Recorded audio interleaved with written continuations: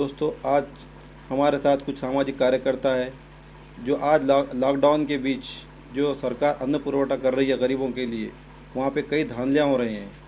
तो आइए हम जानते हैं कि वहाँ पे क्या क्या शिकायत हो रही हैं, क्योंकि ये जो लोग हैं हमारे साथ जो बैठे हुए ये सारे राशन दुकानों पर जाकर आए हैं, वहाँ के हालात अपने आँखों से देखे हैं। तो आइए हम उनसे चर्चा करते हैं। तो सर, मुझे ये बताइए कि राशन की दुकान के ऊपर आखिर मसले क्या आ रहे हैं, वहाँ की हालत क्या है? क्या लोगों को राशन मिल रहा है, नहीं मिल रहा है? नांदेड़ तालुके के राशन राशन दुकानदार जो है लोगों को कम अनाज देते हैं, ये एक मसला आ रहा है। और दूसरा ये है कि लोगों को बिल नहीं दिया जा रहा है यहाँ पर। और अच्छा। अभी हमने दुकानों पे जाने की वजह से कुछ दुकानदार बिल दे रहे हैं मगर कुछ ही दे रहे हैं, बाकी ज़्यादातर लोग दुकानदार लाभार्थियों को बिल नहीं देता है। और प्रशासन को बोले तो प्रशासन उसके ऊपर कोई कार्रवाई नहीं कर रहा है यहाँ पर। तो ये कितना दे रहे हो लोग राशन? अभी जिसको 40-50 किलो है उसको 20 किलो 10 किलो आज तक देते आए, मगर हम कुछ 10-12 दुकान ऐसे हैं जो हम वहाँ पर विजिट दे रहे हैं, वहाँ पर देख रहे हैं और लोगों को समझा रहे हैं कि बिल लेते जाइए। अच्छा। तो जो बिल ले रहा है उसे 10-15 किलो जो मिलता था आज उनको 50 किलो 45 किलो 40 किलो अनाज मिल रहा। एक आदमी, ए, एक घर को, एक फैमिली एक एक फैमिली को फैमिली को। एक फैमिली तो ऐसे कई आपके पास ऐसे लोग आए हैं जिनको राशन नहीं मिला और वापस चले गए वो? को ऐसे बहुत सारे लोग हैं। अभी अभी नांदेड़ शहरी का जो रहने वाला है, नांदेड़ शहर का, उसका रत्नागिरी में अनाज उठा लिए, अच्छा। पोर्टेबिलिटी की बोलकर अनाज उठा लिया, पर उसकी पूरी फैमिली यहाँ पर है। उन्हें कहाँ से जा सकता रत्नागिरी को। और दूसरा, परसों मुझे मेरे पास एक व्यक्ति आया था, उन्होंने कहा कि मेरी ये दुकानदार के पास गया तो दुकानदार ने बोला कोई दुकानदार ने तुम्हारा अनाज उठाया। तो हम ऑनलाइन देखे तो वो निकला नागपुर का। अच्छा। हमने वो लोगों को बोले कि भाई तकरार डाल दो तुम, तो वो लोगों ने तकरार डाल दी है। तो ऐसे बहुत सारे मसले आ रहे हैं। नांदेड़ में रहने के बाद उनका दूसरी जगह पे अनाज उठा लिया जा रहा है, डीलर। अच्छा, ये बताइए कि उनकी वेबसाइट वगैरह चालू है क्या? ऑनलाइन चेक कर रहे हैं आप लोग? अभी ये 3 दिन से वेबसाइट को बंद कर दिया है। नो, खाली एफपीएस नहीं आ रहा उसके अंदर, खाली आरसी डिटेल ही चाह रहा है उसके अंदर। एफपीएस के अंदर कौन सी दुकानदार उठाया और कहाँ पर, कहाँ दुकान है, उसकी पूरी डिटेल आती, और कौन सा ट्रांजेक्शन हुआ, रिसीप्ट नंबर सभी आता उसके अंदर। मगर ये 3-4 दिन से उस साइट को बंद कर दिया, वहाँ पर खाली आरसी डिटेल ही चाह रही है वहाँ पर। तो ऐसे कुछ आपके पास आए हैं जिसपे आरसी नंबर नहीं है, तो क्या उनको मिला है राशन? दुकानदार असल में लाभार्थियों को आरसी नंबर नहीं देते हैं उन्होंने, कि आरसी नंबर देंगे तो उसको मालूम, लाभार्थी को मालूम हो जाएंगे कि भाई इनकी फैमिली कितना अनाज है, इसलिए ये लोग आरसी नंबर नहीं देते। हम लोगों को, हमारे पास जितने भी कॉल आ रहे हैं तो हम उनको बता रहे हैं कि भाई आरसी नंबर तुम्हारा ये है, आपका कितना अनाज है, उनकी डिटेल देते जा रहे हैं हम उनको। अच्छा, ये बताइए कि वहाँ पे कुछ ऐसे लोग आए हैं जिनके पास राशन नहीं है? ऐसे कुछ लोग आए थे वहाँ पर? वैसे लोग आए हैं, राशन जिनके पास राशन नहीं है वैसे लोग आए, मगर जिसका अनाज चालू नहीं है तो दुकानदार भी नहीं दे सकता उनको। अच्छा, उनको भी नहीं दे नहीं सकते दे मतलब? सकता दुकान। शासन की तरफ से कुछ आप लोगों को मालूम हुआ है कि कुछ ऐसे लोगों को भी देना है जिनको जिनके पास राशन कार्ड भी नहीं है? जैसा वाइट राशन कार्ड है उसको तो बिल्कुल नहीं दे रहे वो लोग। जैसा भाई अभी जिसका ऑनलाइन नहीं है, हम्म। जिसका ऑनलाइन नहीं है तो मई और जून के अंदर, जिसका राशन चालू नहीं है, हम्म। तो मई और जून के अंदर सरकार उनको 8 रुपए किलो गेहूं और 12 रुपए किलो चावल ऐसा राशन की दुकान पर देने वाली है। एक व्यक्ति को 5 किलो, अगर 8 व्यक्ति घर में रहेंगे तो उससे 40 किलो मिलेगा अनाज। मैंने भी एक बार सुना था कि फरवरी का माल दे रहे हैं लोग। फेब्रुवरी के हिसाब से तहसीलदार साहब ने ये निकाले कि आदेश की फरवरी में जितने लोगों का ट्रांजेक्शन हुआ, जितने लोगों का उतने लोगों का ही माल दे रहे हैं इनको, मई जून जुलाई। अच्छा। जो आरसियां बढ़े उसका नहीं दे रहे, वो भी चूक है। अभी आज के हालात में कोरोना वायरस की वजह से सब लोग परेशान है, तो तहसीलदार आरसी जितनी है KYC उसके अंदर, वो उसके हिसाब से अनाज मंगाना चाहिए था। अच्छा, तो ये जो बीएलओ वगैरह वहाँ पे रह रहे हैं राशन की दुकान पर? राशन की दुकानों पे बीएलओ सिर्फ नॉर्मल बैठे हाल है, इनको कुछ ट्रेनिंग नहीं दी है, कुछ मालूमात नहीं दी है, खाली दुकान पे बिठा दिए। अच्छा। इसलिए इसलिए ज़्यादातर बीएलओ के वहाँ पर धांधली हो रही दुकान पे बैठने के बाद। सर, आप मुझे ये बताइए कि पोर्टेबिलिटी जो कानून है, इससे क्या फ़ायदा हुआ है लोगों को, क्या हो रहा है, ये क्या गवर्नमेंट नुकसान ने हुआ है? ये पोर्टेबिलिटी का जो कानून बनाए थे, जो एक 2018 से ये शुरू हुआ था, गवर्नमेंट का मकसद ये था कि जिस भी शहर में, जैसा मैं नांदेड़ में रहता हूँ, हम्म। और कोई कोई भी नांदेड़ में रहते हैं और कोई जाकर मजदूरी करते हैं औरंगाबाद में या कहीं महाराष्ट्र के अंदर, तो वैसे लोग भी अनाज से वंचित नहीं रहना चाहिए। क्योंकि ये कई लोग ऐसे हैं जो अपने शहर को छोड़ के मजदूरी के लिए उस शहर में जाते हैं। तो गवर्नमेंट ये चाह रही थी कि वैसे लोग भी अनाज से महरूम ना रहे। लेकिन ये सिलसिला कई दिनों से चालू रहा, पोर्टेबिलिटी कर रहे थे, लेकिन उनका मकसद, सस्ते धान दुकान वालों का मकसद ये था पोर्टेबिलिटी करना, क्योंकि उस शहर वाले को अनाज कम देते थे। मिसाल के तौर पर अगर से कोई, पर मैं खरीफ का मिसाल देता हूँ, जैसा एक नांदेड़ या मुखेड़ का एक मिसाल है, वहाँ के एक लाभार्थी थे जिनको 35 किलो अनाज होता था, अच्छा लेकिन देगलू नाके की एक दुकान है, वो उनको सिर्फ 15 किलो देते थे। अच्छा ये मुसलसल ये सिलसिला चलता रहा, लेकिन अब कोरोना वायरस की वजह से कई लोगों में अवेयरनेस ऐसा मालूम हो गया कि मुझे 35 किलो अनाज है। अब वो दुकानदार पर, दुकान के पास जाकर अगर अपने अनाज का तकाजा कर रहे हैं, तो वो लोग ये बहाना बना रहे हैं कि हमको ऑफिस से पोर्टेबिलिटी का हुक्म नहीं दिया गया, जबकि जीआर में वाज़े तौर पे आज भी अच्छा पोर्टेबिलिटी का जिक्र किया गया है। क्योंकि नांदेड़ शहर के अंदर कर्फ्यू 144 लागू होने की वजह से, और कहीं आप बैरिकेड्स देखे होंगे लगे हुए हैं, और प्रशासन भी ये कह रही है कि अपने घरों पे आप बैठे रहें। अगर कोई मुखेड़ वाला इंसान की पोर्टेबिलिटी ये लोग नहीं करेंगे आप, या फिर अगर से देगलू नाके के कोई दुकानदार है और कोई पीरबुरान पे रहते हैं, अब वो शख्स देगलू नाका कैसे जाएंगे? क्योंकि बीच में पुलिस प्रशासन सबकी हिफाजत के लिए बैठी है, और वो रोक रहे हैं, बार बार समझा रहे हैं कि भाई अपने घरों पे रहो। तो इस वक्त ये पोर्टेबिलिटी का तो सिस्टम इतना बेहतर था कि लोग अपने अपने महल्ले में अपनी जो राशन की दुकान है वहां पर जाके वो पोर्टेबिलिटी करें, लेकिन उनका मकसद सिर्फ अनाज कम देने की वजह से पोर्टेबिलिटी करते थे। लेकिन आज लोग अपना हक का अनाज पूरा मांग रहे हैं, अच्छा बिल मांग रहे हैं, बराबर तो उनको ये समझ में आ रहा कि अगर हम पोर्टेबिलिटी करके देंगे तो हमको बचेगा क्या, जबकि इनको 1 कुंटल को 150 रुपये कमीशन होता है। अच्छा तो ये पोर्टेबिलिटी अगर करते रहे तो लोगों को इसका ज़्यादा फायदा हो सकता, अच्छा लेकिन ये कर नहीं रहे।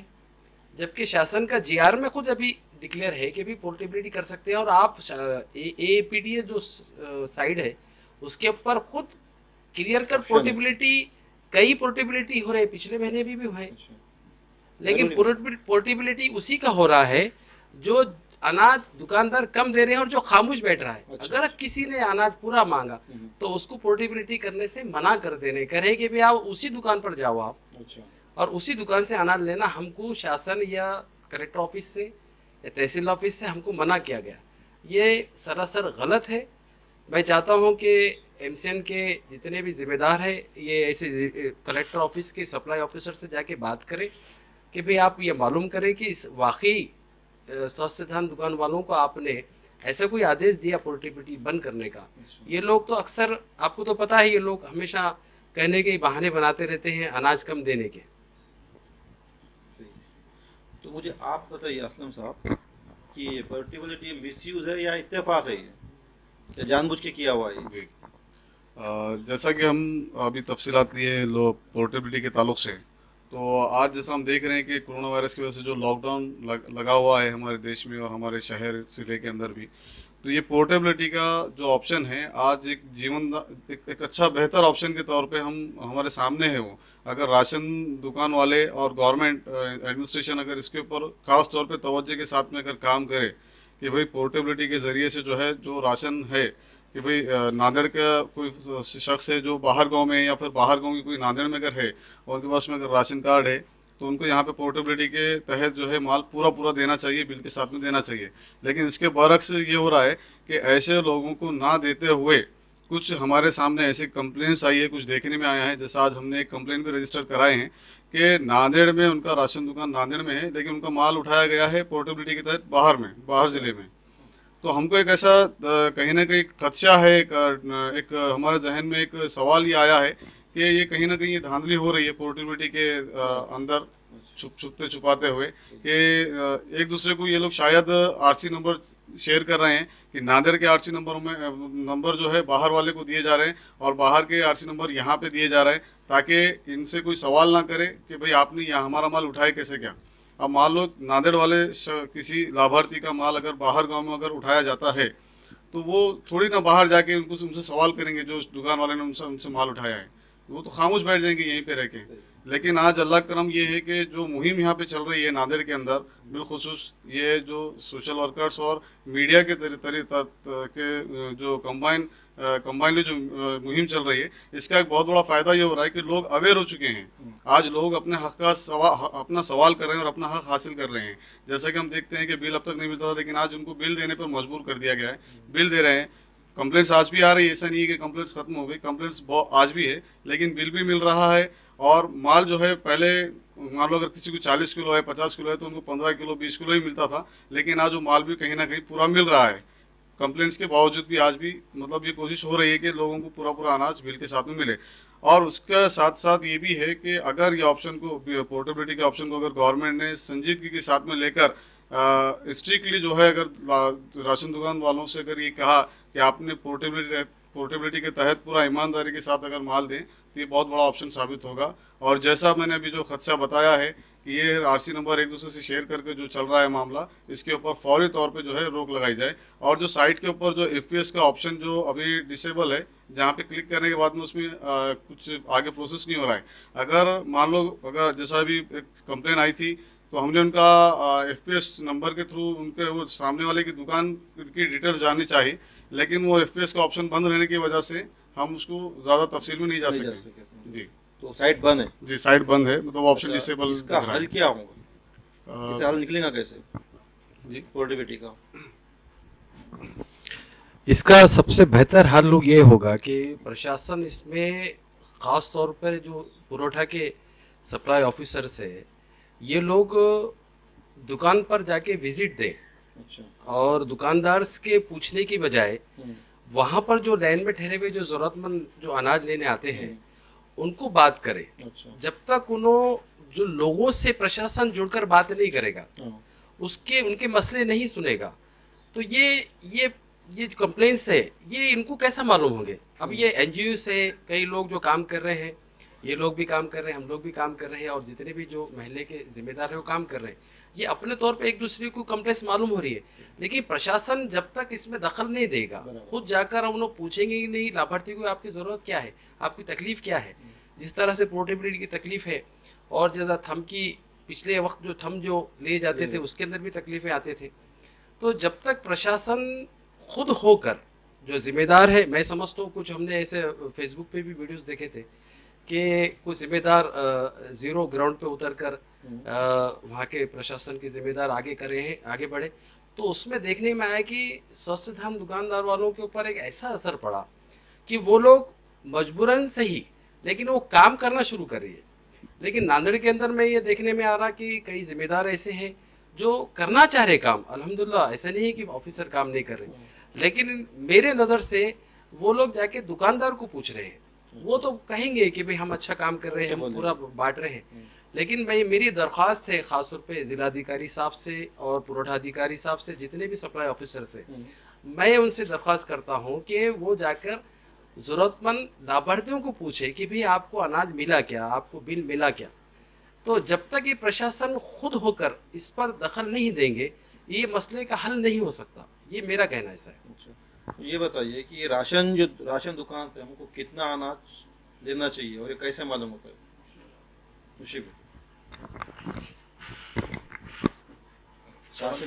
राशन दुकान से हमें कितना अनाज मिलता है ये हमें कैसा मालूम होता है? राशन दुकान पे तीन योजना है अपने पास महाराष्ट्र में, AA-Y और PHH और APL। AA-Y के अंदर 3 व्यक्ति रहो या 7 व्यक्ति रहो, उसको 35 किलो अनाज मिलता है सरकार की तरफ से, गेहूं और चावल। और PHH जो योजना है जिसमें एक व्यक्ति को 5 किलो अनाज मिलता है, 3 किलो गेहूं और 2 किलो चावल, और गेहूं 2 रुपये किलो और चावल 3 रुपये किलो। ये कैसा मालूम होता है आपको? अगर किसी एक आम आदमी को देखना है, मोबाइल पे हो, साइट पे हो, तो मतलब किस टाइप पे देखना चाहिए, कहाँ देखेगा? ये जो आम आदमी को देखना चाहिए तो एक साइट है महाफूड्स बोल के, उसके अंदर लिखे वाला है कि भाई अंत्योदय को कितना अनाज है, PHH को कितना अनाज है, वो साइट के ऊपर दिखता है। अच्छा, उसमें मालूम हो जाए। और यहाँ पर नांदेड़ के अंदर ये सब में ज़्यादा शासन, जो कलेक्टर ऑफिस है, तहसील ऑफिस है, जो लोगों को अवेयरनेस नहीं करते। लोगों को अवेयरनेस करना चाहिए था इन्हों कि भाई लोगों को लाभार्थी जितने भी है नांदेड़ तालुके के अंदर उनको AEPDS से साइट पे से प्रिंट निकाल कर अधिकारी का सिक्का साइन मारकर देना चाहिए था और लोगों को बोलना था कि भाई आपका इतना अनाज है और आप इतना अनाज लेते जाइए, अगर दुकानदार आपका अनाज बंद करता है तो हमारे पास तकरार करना चाहिए बोल के। ऐसा अवेयरनेस नहीं लाते नांदेड़ शहर के अंदर। प्रशासन के लोग ये कूपन वगैरह पे भी दिखते हैं आपको आते हैं प्रशासन- चेक करने के लिए? प्रशासन आज तक हमने ग्राउंड जीरो पर नहीं देखे इनको कहीं दुकान पे जाकर किसी लाभार्थी को किसी को बात नहीं करे आज तक। अगर लाभार्थी को बात करेंगे कि भाई आपको कितना अनाज देता दुकानदार, तो ये सब में बड़ा भ्रष्टाचार उगड़ूंगा यहाँ पर। अगर राशन दुकानदार हमें बराबर अनाज नहीं दे रहा है तो उसकी शिकायत कैसे करें? अगर राशन दुकानदार बराबर अनाज नहीं दे रहा है तो उसे ग्रीवेंस बोल के ऑनलाइन पे ग्रीवेंस महाफूड की साइट है, ग्रीवेंस बोल के उस पर जाकर तकरार दे सकते हैं ऑनलाइन। और दूसरा तहसील ऑफिस में लेखी में कि भाई मुझे राशन दुकानदार कम अनाज दे रहा है बोल के उसकी तकरार कर सकते हैं वहाँ पर, और बिल नहीं देता है बोल के भी उसकी तकरार कर सकते हैं कहाँ, तहसील में जाकर? तहसील में जाकर, अच्छा, पुरवठा विभाग। पुराना विभाग। जैसा कि अभी हम सारे लोगों से यही अपील करेंगे कि आप लोग जो है, जैसा भी बताया गया है कि भाई आपको अनाज कितना मिलना है, ये आप महाफूड के ऊपर जाके अपना आरसी नंबर डालकर, अगर आरसी नंबर ना हो राशन कार्ड के ऊपर लिखा हुआ, तो अपना उसी महाफूड के AEPDS जो शॉप है, जो साइट है, उसके ऊपर जाके अपने आधार कार्ड की डिटेल डालकर जो है आप अपना आरसी नंबर मालूम कर सकते हैं। और वो आरसी नंबर मिलने के बाद में अपने राशन की तफसील मालूम कर सकते हैं कि आपको हर महीने कितना अनाज मिलना चाहिए और कितना अनाज उठाया जा रहा है। ये हो गया। और जैसा अगर किसी की कोई शिकायत है तो वो डायरेक्टली जो है हुकूमत तक अपनी शिकायतें पहुंचा सकते हैं। एक तो तरीका ये है कि निवेदन लिखकर, आप एक लेटर लिखकर जो है पुरवठा विभाग में दे सकते हैं, कलेक्टर साहब के पास दे सकते हैं, या दूसरा ये है कि ऑनलाइन जो ऑप्शन है, तो ऑनलाइन साइट पे महाफूड जो है ग्रीवेंस करके जो ऑप्शन है उसमें जाके भी आप अपनी तकरार दे सकते हैं। उसके अलावा अगर आपको और भी दुश्वारी आ रही है, क्योंकि तो इसमें होता ऐसा है कि बेशतर लोग ऐसे है कि जो टेक्निकली नॉलेज नहीं रहता है उनको, तो वो हमसे भी रब्ता कर सकते हैं। हम लोग आपकी सहायता के लिए हर वक्त तैयार हैं, आपके लिए मदद के लिए हम खड़े हुए हैं। और ये एक होगा। और इसके बाद में एडमिनिस्ट्रेशन से ये अपील है कि ये तो जो ऑनलाइन राशन है जिसके पास में, ये उनका हो रहा है, लेकिन जिसके पास में राशन कार्ड है ये लेकिन ऑनलाइन नहीं हुआ है या फिर कुछ टेक्निकल प्रॉब्लम है, तो इन लोगों के लिए भी जो है फिल फॉर कुछ हल निकाला जाए। जैसा कि हम देख रहे हैं कि ये लोग राशन दुकान पर आते हैं एक उम्मीद लेकर, लेकिन उनको मायूसी का सामना करना पड़ रहा है और वो वापस जाना पड़ रहा है उनको बगैर राशन लिए के। एक आखिरी सवाल, जनता की जो शिकायत अधिकारियों को जो रवैया रहता जी। है तो उसका हल क्या है? उस पर क्या कार्रवाई होती है जो शिकायत होती है? तो आज तक बहुत सारे कंप्लेंट्स तहसील ऑफिस में दिए गए थे, लेकिन जिस तरह की कार्रवाई होना चाहिए वो कार्रवाई हमने अभी तक नहीं देखे। कहने के हमको लगता है कि प्रशासन ने इस पे भी गौर करना चाहिए। कई पहले तो लाभार्थी ये सादे सीधे लोग रहते हैं, मजदूर पेशा लोग, उनको तो सबसे पहली बात तो ये पता नहीं रहता है कि कंप्लेन कैसे भी करना, और अगर से पता भी रहा तो आज तक जो राशन लोगों का मामला रहा, डर और खौफ का माहौल रहा। वो लोग कहीं ना कहीं उनको ये डराते रहते थे कि भाई अगर आप ज़्यादा बोलेंगे तो आपकी हम आरसी डिलीट कर देंगे या आपका अनाज बंद कर देंगे। तो वो खौफ में अब ये लोग मजदूर पेशा लोग रहते हैं, गरीब लोग रहते हैं, वो डरते हैं कि भाई हमारा जो अनाज है भले ही 20 किलो से ही वो भी बंद हो जाएगा तो हम खाएंगे क्या। तो वो एक डर था। अगर से उसमें से भी कुछ लोग छन कर अगर निकलते भी हैं तो हमने आज तक ये देखे कि उतनी कार्रवाई अभी तक नहीं हुई जैसा होना चाहिए। जैसा मैंने देखा कई 1.5 साल से मुशी भाई एक 10 नंबर पटकुर वार्ड साहब के दुकानदार है, कई दिनों से वो कंप्लेन दे रहे हैं और प्रशासन ने उनको लिखी में भी जवाब दिए थे कि हम इन पर कार्रवाई करेंगे, इसके ऊपर मुसलसिल मुशी भाई बोलेंगे। तो कई ऐसे लोग हैं जो आगे बढ़ के कंप्लेन देते भी है।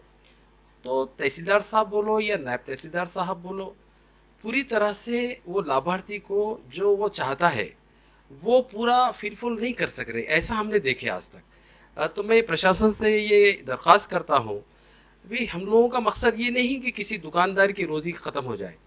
हम ये चाह रहे हैं कि जो सिस्टम पहले था वो ख़त्म होकर अब एक फ्रेश सिस्टम पे काम होना शुरू हो जाए। और अगर से इसमें कुछ दुकान वालों को अगर से प्रशासन ने कार्रवाई करे तो मैं ये समझता हूँ कि दूसरे दुकान वाले इससे सबक सीख सकते हैं। तो ये जो मामला थे, किसी दुकानदार पे अगर कोई कार्रवाई होती है तो मेरे नज़र में दूसरे दुकानदार वाले उससे सबक सीखेंगे और वो आगे इस तरह की हिम्मत नहीं करेंगे। तो मेरा ये कहना है कि जो प्रशासन के लोग हैं ये पूरी तरह से कार्रवाई करना चाहिए। शुभ भाई, आपसे एक सवाल है कि राशन दुकान वाले को इतनी अथॉरिटी है कि वो राशन कार्ड बंद कर सकता है? जो आपने बहुत अच्छा सवाल किए है, ये राशन दुकानदार और जो तहसील ऑफिस के जो ऑपरेटर है, ये लोग मिलकर कोई भी अगर पूरा अनाज मांगता है तो यहाँ पर हमारे पास उसकी आरसी डिलीट कर दी जाती है। ऐसे बहुत सारे प्रकरण है यहाँ पर 12 से 15 हजार आरसी डिलीट करे कि भाई आरसी डिलीट करने के वास्ते उसकी परमिशन होना चाहिए था, मगर परमिशन नहीं लेते हुए उसकी आरसी डिलीट कर दी गई। तो लोग उसके बाद जाते होंगे ना कि हमारा अगर ऑनलाइन नहीं दिख रहा है तो लोग दुकानदार के पास जाते हैं, भाई मेरा ऑनलाइन है क्या, माल लियो ना। तो दुकानदार ये कहता है कि भाई तुम्हारा ऑनलाइन ही नहीं है, माल नहीं मिलेगा, क्योंकि ये मजदूर तबका रहता, एप्लीकेशन नहीं दे सकता, तकरार नहीं दे सकता, इसलिए वो खामोश बैठ जाता है। तो एनजीओ के आप अभी कोई ऐसा कोई नांदेड़ में एनजीओ जो ये पूरी शिकायत अपने पास लेके बाद में तहसील में पहुंचाता है, कोई ऐसा बना है नांदेड़ के अंदर कोई? ऐसा एनजीओ के तौर पे हम समाज सेवक सामाजिक कार्यकर्ता ही काम कर रहे हैं इसके अंदर। जो भी आ रहा है उसको समझा रहे कि भाई तकरार दो, आप तकरार देंगे तो आपको आपका हक मिलेगा, नहीं तो ये दुकानदार आपको अनाज नहीं देंगे। इसलिए हम लोगों को समझा रहे हैं, अवेयरनेस कर रहे हैं, और लोगों का भी यही काम है कि भाई बिल असल है, अच्छा। बिल नहीं ले रहे लोग। अगर बिल लेंगे तो ये भ्रष्टाचार पूरा खत्म हो जाएगा, क्योंकि बिल के अंदर गेहूँ चावल कितना है, गेहूं कितना है, कितने रुपए रहते, सभी उल्लेख रहता है उसके अंदर। अगर लोग बिल हक से मांगेंगे, क्योंकि ये तो अनाज सरकार जो दे रही है इनका हक है, जो जरूरतमंद लोगों का हक है, तो उन्होंने बिल लिए तो ये भ्रष्टाचार ही खत्म हो जाएगा पूरा। लोग बोलना सीखेंगे तो भ्रष्टाचार खत्म होगा, अगर खामोश बैठेंगे तो ये दुकानदार और भ्रष्टाचार करेंगे। ठीक है सर, ये थे हमारे सामाजिक कार्यकर्ता नांदेड़ के, जिन्होंने हमें आज अनाज के और राशन दुकानों के बारे में बताया है। हम नेक्स्ट और कोई एपिसोड में नए मेहमान के साथ हाजिर रहेंगे, तब तक के लिए अल्लाह हाफिज़।